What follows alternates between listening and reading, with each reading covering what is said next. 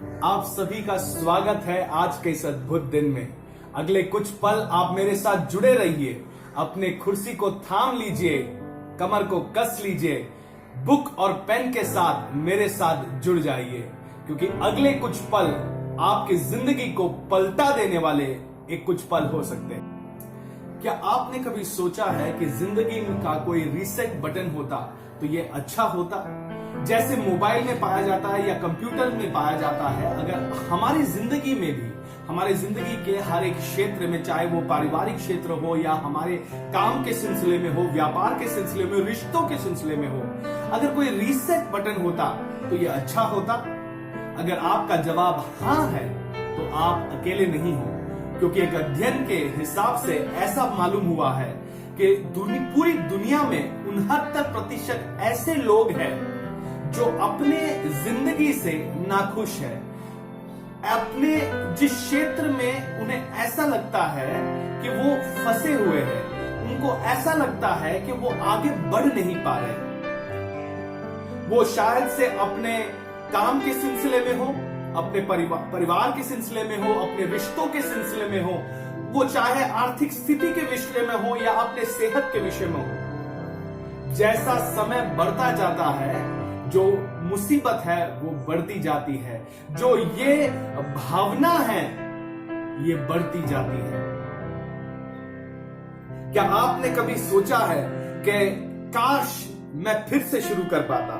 क्या आपने कभी आग्रह ऐसा किया है कि एक रीसेट बटन होता जिसको दबाकर ही तुरंत ही मैं वापस सारा कुछ नया जैसा हो जाता, सारा कुछ फिर से शुरुआत करता? क्या कभी आपने सोचा है कि ऐसी कोई मशीन होती जो मेरे भूतकाल में जाकर मैं अपने आप की जिंदगी में कुछ बातों को अलग कर सकता? मैनी पैक्यो, ये नाम क्या आपने सुना है? ये नाम बॉक्सिंग की दुनिया की आज की तारीख में सबसे बड़ा नाम है।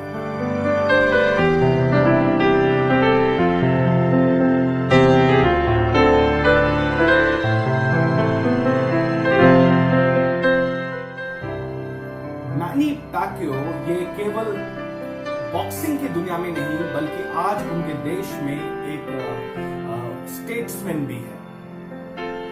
और उनकी बॉक्सिंग की दुनिया की जो उन्होंने पाया है वो बहुत ही अद्भुत है।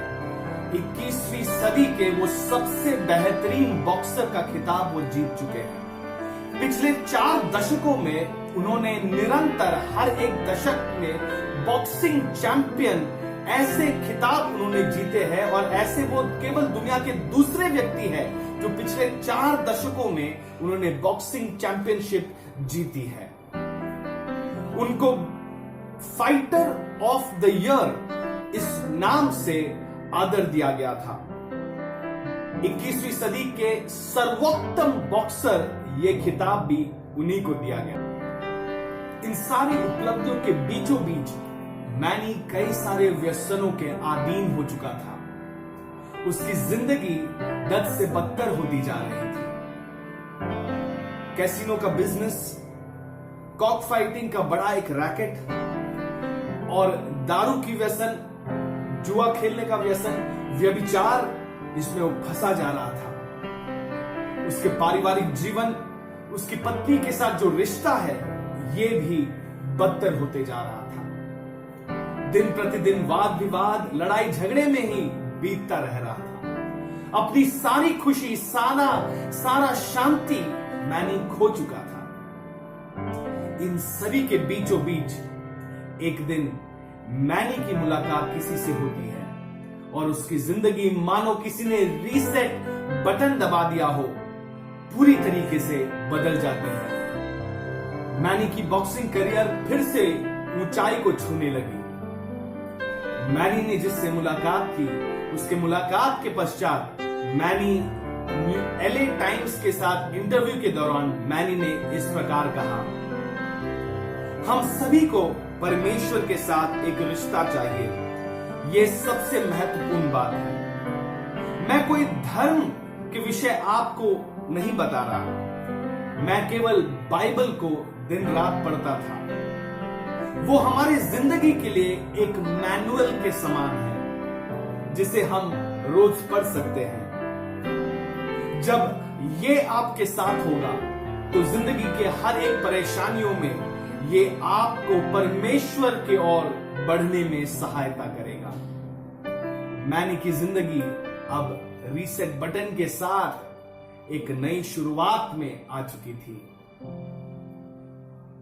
आज हम जानेंगे हम कैसे इसमें बढ़े। इस रीसेट बटन को समझने के लिए हम एक और उदाहरण को देखेंगे। अगर आपके पास कोई बड़ी गाड़ी है और उसमें कुछ खराबी को आप पाते हैं, शायद लोकल मैकेनिक आपकी थोड़ी बहुत मदद कर सके, लेकिन कभी ऐसा भी होता है कि वो समझ नहीं पा रहे कि प्रॉब्लम कहां पर है, परेशानी कहां पर है। तब आप क्या करोगे? आप उसे जिस फैक्ट्री में वो गाड़ी बनी गई है वहां पर ले जाते हो, जिस शोरूम से आपने उसे खरीदा है वहां ले जाते हो, और उसी फैक्ट्री में वो उस पर प्रॉब्लम को ढूंढ निकालते हैं और उसे सुलझा देते हैं, और आपकी गाड़ी मानो नई सी हो ऐसे वो आपको वापस लौटाते हैं। हमारे जिंदगी में भी कुछ ऐसी बातें हैं। जिंदगी के इस रीसेट बटन को समझने के लिए हम वही किताब को पढ़ेंगे जिसे मैनी ने पढ़ा था, वो है बाइबल। बाइबल कोई धार्मिक किताब नहीं है, ये हम सभी के जीवन में, जैसे मैनी ने सही तरीके से कहा, एक मैनुअल की तरह है जो हमें सिखाती है कि जिंदगी कैसे जीना चाहिए। हम पढ़ेंगे, इसमें ऐसा लिखा है, फिर परमेश्वर ने कहा, हम मनुष्य को अपने स्वरूप के अनुसार और अपनी समानता में बनाएं। परमेश्वर ने कहा कि हम मनुष्य को अपने स्वरूप और समानता में बनाएं। जैसे मैं आपको एक गाड़ी का उदाहरण दे रहा था, गाड़ी में खराबी आई, आप उसे फैक्ट्री ले गए और वो नए तरह का बनकर वापस आपके पास आया। आपकी जिंदगी में आज जो भी समस्या क्यों ना हो, जो भी परेशानी क्यों ना हो, जो भी उलझन क्यों ना हो, आपको वही लौटना है जहां आप बने गए थे। हम सब जानते हैं कि परमेश्वर ने ही हमें रचा है, लेकिन हमारी जिंदगी में जब परेशानी आती है, कई बार हम डॉक्टर्स की मदद लेते हैं और कई सीमा तक वो हमें मदद करते हैं। कई बार हम अपने सगे संबंधियों के पास जाते हैं, उनकी सलाह मशवरा लेते हैं, अपने दोस्तों के पास जाते हैं, उनसे मदद मांगते हैं। ये सारे लोग एक सीमित तरीके से हमारी मदद करते हैं, लेकिन अगर हम वहीं पर लौटे जहां से हम बनाए गए थे, तो हम जानेंगे कि हमारी जिंदगी फिर से नई कैसे बन सकती है। कुछ और वचन मैं पढ़ना चाहूंगा जो बाइबल में दी गई है। मैं तुम्हें शांति दिए जाता हूं, ऐसे यीशु कहता है, ऐसी शांति जो संसार नहीं दे सकती, और ऐसी शांति जो संसार तुमसे छीन भी नहीं सकती।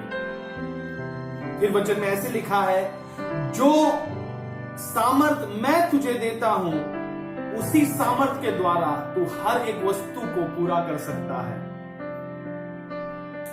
ऐसे भी लिखा है कि है परिश्रम करने वालों और बोझ के दबे लोगों, तुम मेरे पास आओ, मैं तुम्हें विश्राम दूंगा।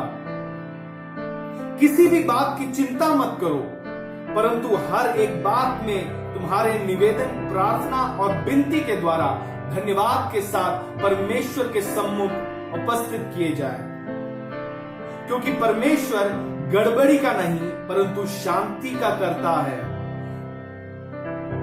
ऐसे लिखा है, क्योंकि परमेश्वर ने हमें भय के साथ नहीं बल्कि सामर्थ, प्रेम और संयम के साथ बनाया है। अगर आप किसी भी परेशानी में अभी उलझे हुए हो, ये वचन आपके लिए है। परमेश्वर हमारा शरण स्थान है और बल है, संकट में अति सहज से मिलने वाला सहायक। आइए हम अपने निर्माता की तरफ वापस लौट चलें, क्योंकि वहीं पे हमारे जिंदगी के हर एक समस्या का सुझाव उपलब्ध है। यीशु ने अपने वचन में ऐसे लिखा है कि सो कोई यीशु मसीह में है तो वो एक नई सृष्टि बन जाता है। पुरानी बातें बीत चुकी है, देखो सारी बातें नई हो चुकी है। हमारी जिंदगी के रीसेट बटन यही है। हमारी जिंदगी के लिए एक नई शुरुआत यही से होती है। मैं नहीं जानता कि आपके जिंदगी में आप कौन सी चुनौतियों का सामना कर रहे हो। मैं नहीं जानता कि आप कैसी मुसीबत में फंसे हुए हो, लेकिन अगर आप एक नई शुरुआत चाहते हो, अगर आप चाहते हो आपकी सारी बातें नई से हो जाए, तो आज आप मेरे साथ इस प्रार्थना में जुड़ जाए। मैं प्रार्थना जब करूंगा आप मेरे पीछे दोहराए। आइए हम आंखों को बंद करें। अब्बा पिता, हम धन्यवाद देते हैं कि तू हमसे प्रेम करता है। हम धन्यवाद देते हैं कि तूने यीशु को हमारे लिए भेजा। यीशु मसीह, तूने क्रूस पर अपनी जान मेरे लिए दी है। तू तीसरे दिन फिर जी उठा है। आज मुझे तेरी जरूरत है। मैं अपने परेशानियों से थक चुका हूं, अपनी चुनौतियों से परेशान हो चुका हूं। मुझे एक नई शुरुआत की जरूरत है, एक नए बल की जरूरत है, एक नए हौसले की जरूरत है। यीशु, मेरे जिंदगी में आ। मेरी जिंदगी को तू संभाल, मेरे परिवार को तू संभाल। सब कुछ तेरे चरणों पर सौंपता यीशु मसीह के नाम से, आमीन। अगर आपने ये प्रार्थना मेरे साथ किया है तो डिस्क्रिप्शन में जो ईमेल आईडी दिया है उसमें आप मुझसे संपर्क करें। मैं आपके साथ प्रार्थना और आगे करना चाहूंगा और आपके साथ विश्वास में और आगे बढ़ना चाहूंगा। आपका बहुत बहुत धन्यवाद कि आपने अपना बहुमूल्य समय मेरे साथ बिताया। धन्यवाद। परमेश्वर आपको आशीष दे।